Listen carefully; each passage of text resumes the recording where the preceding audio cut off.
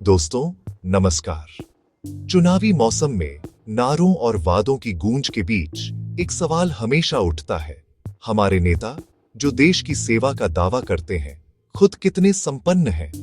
उनकी संपत्ति का वो आंकड़ा क्या है जो चुनावी हलफनामों में छिपा होता है? ये आंकड़े हमें दिखाते हैं कि हमारे रहनुमाओं की आर्थिक स्थिति क्या है। क्या आपने सोचा है कि देश की बागडोर संभालने वाले इन दिग्गजों के पास असल में कितनी दौलत है? उनकी गाड़ियों का काफिला, आलीशान घर और बैंक बैलेंस की कहानियां तो हम सुनते हैं, लेकिन सच छिपा होता है उन सरकारी दस्तावेजों में जिन्हें एडीआर जैसी संस्थाएं खंगालकर हमारे सामने लाती हैं। आज हम इन्हीं चुनावी हलफनामों और एडीआर की रिपोर्ट्स के आधार पर भारत के कुछ बड़े राजनीतिक चेहरों की नेटवर्थ की पड़ताल करेंगे। ये सफर हमें सत्ता के गलियारों से उनके बैंक खातों और प्रॉपर्टी के दस्तावेजों तक ले जाएगा। चलिए शुरू करते हैं। हमारी पड़ताल की शुरुआत होती है प्रधानमंत्री नरेंद्र मोदी से। वे खुद को प्रधान सेवक और फकीर कहते हैं, लेकिन चुनावी हलफनामे के अनुसार उनकी कुल संपत्ति लगभग 3 करोड़ 2 लाख रुपए है। उनकी संपत्ति का बड़ा हिस्सा नकदी और बैंक में जमा राशि के रूप में है।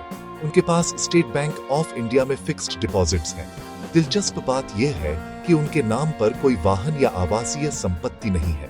गांधीनगर में जमीन का एक हिस्सा था जिसे उन्होंने दान कर दिया। उनके पास सोने की 4 अंगूठियां हैं जिनका वजन लगभग 45 ग्राम है। इसके अलावा उनके पास नेशनल सेविंग्स सर्टिफिकेट्स में भी निवेश है। ये कहानी है देश के प्रधानमंत्री की आर्थिक स्थिति की, जो आंकड़ों में साफ और सीधी दिखती है।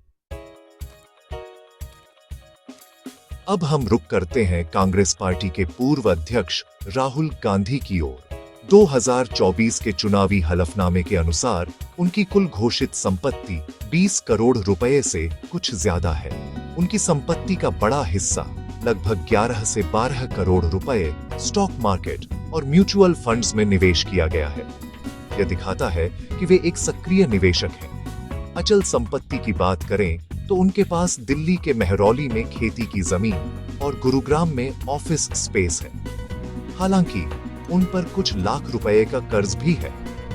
राहुल गांधी की आर्थिक प्रोफाइल एक ऐसे व्यक्ति की है जो विरासत में मिली संपत्ति को मॉडर्न फाइनेंशियल टूल्स के जरिए बढ़ाने में यकीन रखते हैं। अब बात करते हैं गृह मंत्री अमित शाह की। 2024 के हलफनामे के अनुसार अमित शाह और उनकी पत्नी सोनल शाह की कुल संपत्ति करीब 36 करोड़ रुपए है।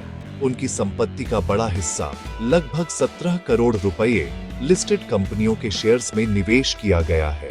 उनकी पत्नी भी एक निवेशक हैं। अचल संपत्तियों के मामले में उनके पास गांधीनगर और अहमदाबाद में कई कीमती संपत्तियां हैं। यह ब्यौरा दिखाता है कि पारिवारिक विरासत और व्यक्तिगत निवेश मिलकर एक बड़ी संपत्ति का निर्माण कर सकते हैं।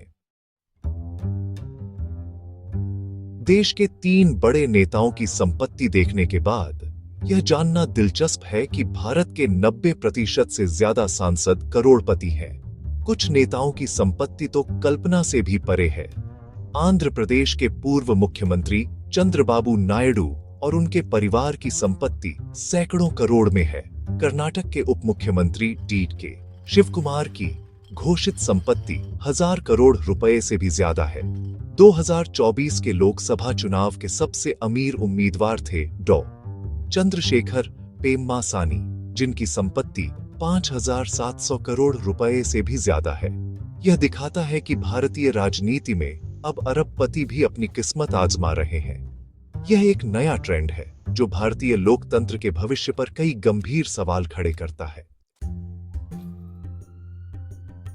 तो दोस्तों, यह था भारत के कुछ शीर्ष नेताओं की संपत्ति का लेखा जोखा। इन आंकड़ों से साफ है कि भारतीय राजनीति में पैसा एक बड़ी ताकत है। सवाल यह है कि क्या राजनीति में आने के बाद संपत्ति का इस तेजी से बढ़ना सामान्य है? जब एक व्यक्ति जनसेवा के पथ पर निकलता है तो उसका ध्यान जनता की भलाई पर होना चाहिए या अपनी तिजोरी भरने पर। यह जानकारी हमें एक जिम्मेदार नागरिक बनने में मदद करती है। वोट देते समय हमें उम्मीदवार के काम, नीति और आर्थिक पृष्ठभूमि पर नजर रखनी चाहिए। पारदर्शिता ही एक स्वस्थ लोकतंत्र की निशानी है। आज हमने राजनीति और संपत्ति के जटिल रिश्ते को समझने की कोशिश की। ये आंकड़े हमें हमारे लोकतंत्र की एक तस्वीर दिखाते हैं।